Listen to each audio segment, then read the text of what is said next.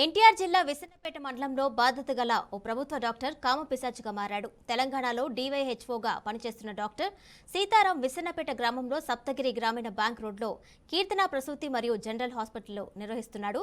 రోగిని చూడటానికి వచ్చిన బంధువుపై కన్నేశాడు. సునీత అనే మహిళపై అఘాయిత్యం చేయబోయాడు. 2 రోజుల క్రితం ఆపరేషన్ కోసం వచ్చిన మహిళను చూడటానికి వచ్చింది సునీత. రాత్రి సమయంలో మదమెక్కిన డాక్టర్ సీతారాం ఆమెపై అఘాయిత్యం చేయబోయాడు.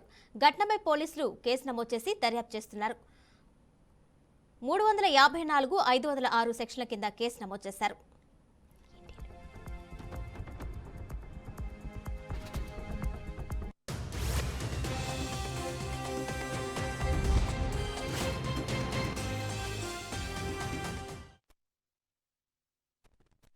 ఆపరేషన్ చేయాలి తీసుకొచ్చామండి. తీసుకొస్తే మన పొద్దున కూడా ఆపరేషన్ చేశారండి. చేసిన తర్వాత ఆ రైతు మా అంగారు ఎక్కడ పడుకున్నారండి.